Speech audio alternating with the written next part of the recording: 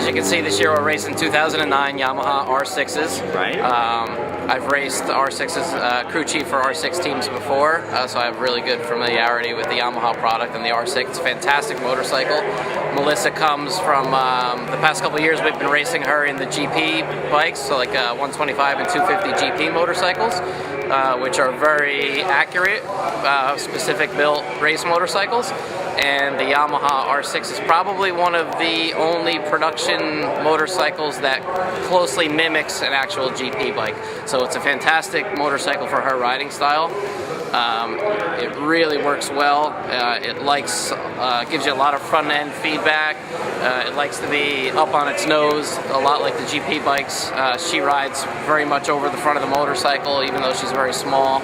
It's hard for her to transfer weight around because she doesn't have a lot of weight, so the more precise the chassis and motorcycle are, the more benefit it is to a rider like her. So it's a fantastic bike for what we're doing. And out of the box, it's probably one of the best 600s for a race bike. I mean, I don't know, there'll be some shootouts and stuff coming out shortly, and I think it's certainly going to finish top of the order or very close to it as far as you know, production motorcycle for racing. So yeah, it's great. You had a good day today? Yeah, great day today. We struggled a little bit in the afternoon session yesterday. We fell out of the top first half of the order, which is kind of our goal, is to maintain our position in that first half of the order.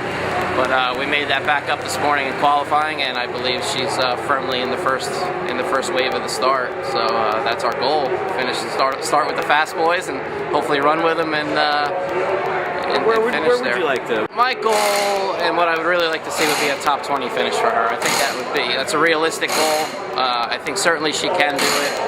Of course, it's going to come down to how fast our pit stops are and strategy, and it's a long race. Anything can happen. And I really feel strongly that she can finish, you know, top 20. Top 15 would be absolutely, you know, ecstatic. But yeah, I think top 20 is a realistic goal, and that's what we're going to shoot for. She said she likes racing at night, so that might... Yeah, she did. We did a couple Moto ST events here last year. In the fall, we came down with 2 other girls, and we did an all-girls team and ran the 8-hour at Daytona. She had our bike in 4th position for the whole beginning section of the race, and then we had some mechanical problems. We were riding a bike for another team, and had an electrical gremlin that took us basically the rest of the race to finish out. So we were kind of like in and out of the pits trying to correct the electrical problem, and fell back quite a bit. We actually did finish the race, but you know, we lost a lot of position because of the electrical problems. But yeah, she had us through the first stint. She had us running in 4th position, so she's well able to run an endurance race.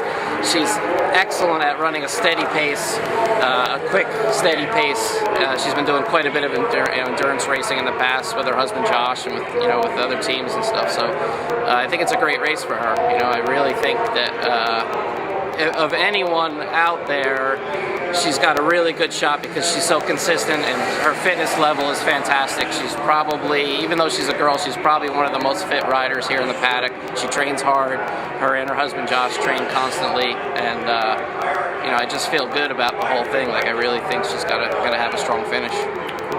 We tried to go in a slightly different direction. This is our first basically 2 days running on these new Dunlop tires. We're actually a Pirelli sponsored team. So there's a little learning curve with that, and of course, because this is Daytona, they bring the hardest tires that they have with, so setup is completely different than anything we've ever been used to, because we're used to running on tires that are run, you know, 6-8 laps, and then that's the end of the tire. So now we're running on stuff that, geez, we're going to try to do the whole race on one front tire, so you're talking, you know, ton of laps on one tire, and we've already done, yeah, and we've already done 25 laps on a rear tire, which is just unheard of. So you know, just as a comparison, shows you how hard the tires are. So to set up the bike around that, it's a little different. You're working with different parameters. You're trying to fight for grip on such a hard tire. So that's basically what we were doing. We went in a direction that we thought was going to give us more grip, and it did give us more grip, but it also induced some shaking and some wobbling of the bike, you know, because of the extra grip. So we kind of had to go back to our original settings, and now we're just kind of fine-tuning around that. And I think, you know, we had the bike pretty good this morning. There's a couple little things we're going to try for tomorrow morning practice, see if we can make actually a change in the clutch. see if we can get the bike a little bit more stable in some of the hard braking corners, and hopefully that'll make her comfortable enough to pick up another second, and then that'll put us in good position for the race. So you got a few more things to do today. Yeah, we're always working. Like every time we're on track, we try something else. You know, that's the way to move forward. You're always trying different stuff. It may work, may not. You can always go back to what you know.